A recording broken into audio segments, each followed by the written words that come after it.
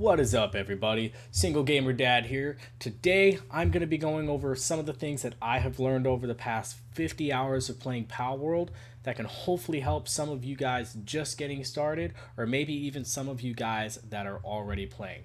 One thing to mention is I will be hatching a huge dragon egg that I found at the end of this video, so hopefully you'll stick around and let's get started.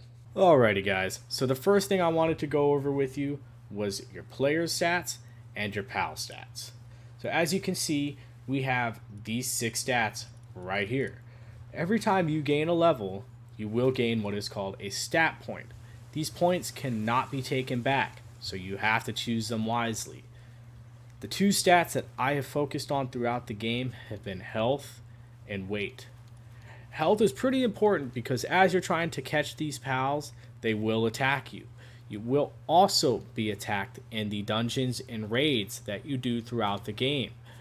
Your armor only takes you so far, same with pendants.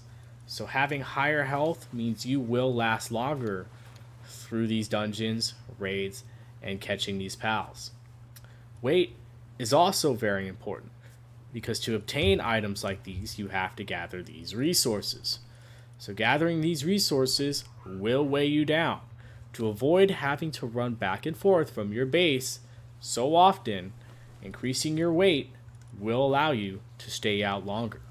Then we have what is called a Statue of Power, which allows you to increase your player stats and enhance your pal stats. So increasing this specific player stat, you will have to collect what is called a Lift Monk effigy. To find these effigies, all you have to do is look for the glowing green statue around the map. As you collect these, they do not respawn, so I would recommend just picking it up as you go. Increasing your PAL stats, you will collect these 3 different levels of PAL souls. Early on, this will be your main focus. You can acquire these by chest, farming specific PALs, or finding the white crystals on the ground. So on a day-to-day basis in game, these white crystals will respawn, not in the same location. So when you see them, do pick them up. So the second thing I wanted to go over with you guys was catching pals. So as you can see, as I'm going to throw this orb, it shows I have an 11% capture rate. So as you can see, he also just turned his back against me. So now you see there is what is called a back bonus. If you can get behind them and throw this, you will have a higher chance of catching the pal. So see, the capture rate is 11,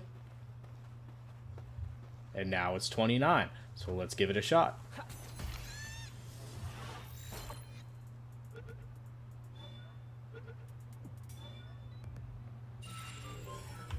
Another thing you can do is lower the health.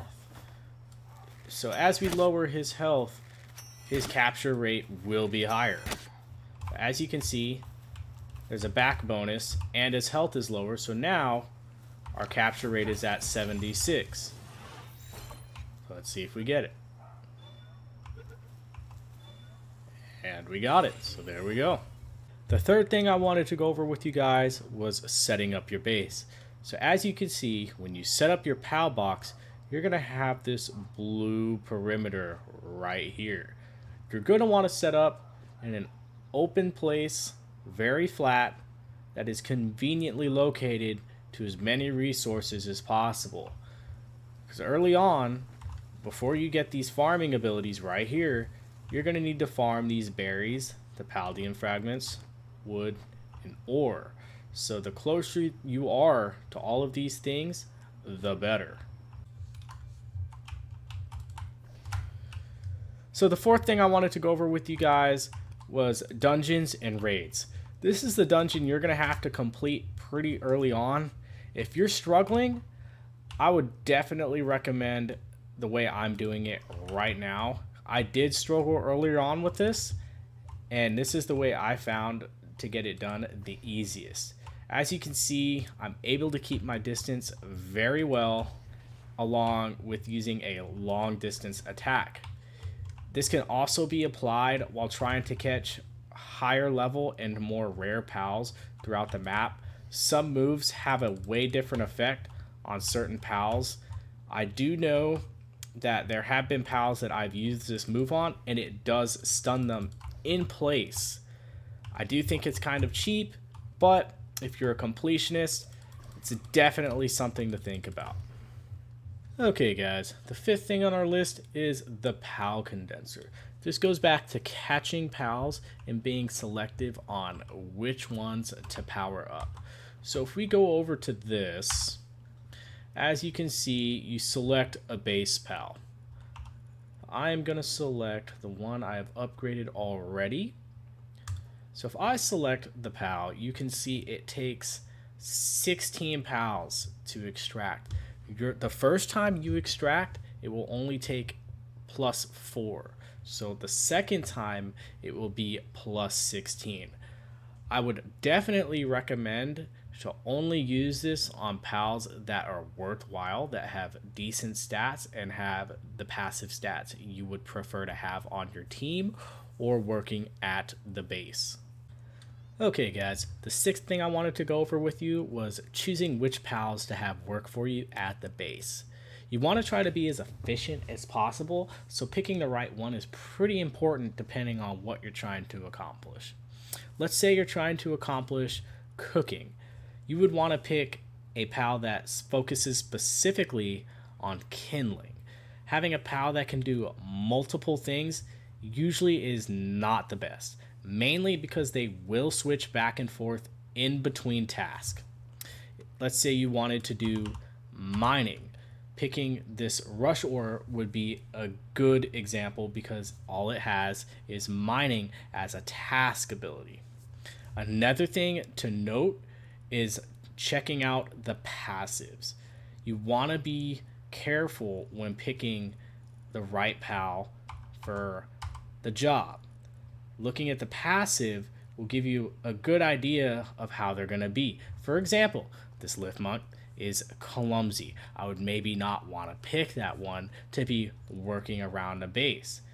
This land ball is unstable. Definitely would not want to pick that. So like I said, when choosing, just check out the passive skills and their task abilities. Okay guys, and the last thing I wanted to go over with you was using your map markers. Early on, I made the mistake of marking down all the effigies early on thinking they respawn, and they do not. So what I would definitely recommend is using your map markers for maybe the black market traders, dungeons, and fruit trees. That way you can go back whenever you need to. Fruit trees will respawn on a daily basis, I believe, so definitely have those marked. Other than that, you can mark mining points, but if you made your base in a very convenient location, like right here, as you see, I have 3 mining spots really close to me. I really didn't have to mark all the others because it's not like I'm gonna run over here and then go all the way back and forth, back and forth. So using your map markers is a big must. Okay, now that we are at the end of the video, I'm going to be hatching a couple eggs for those of you that managed to make it this far.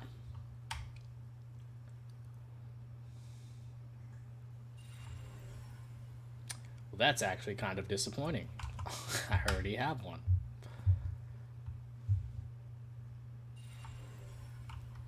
Oh, okay, see, that's a new one for me. Oh, okay, 2 in a row. I like it. 3. Alrighty. Let me guess. Yep, same thing. Maybe that's all you get from those. Okay, guys. I just wanted to say thank you for watching. And this is my first YouTube video that I've actually ever made. So if you could please like and subscribe the video, I would greatly appreciate it. Thanks for watching, guys.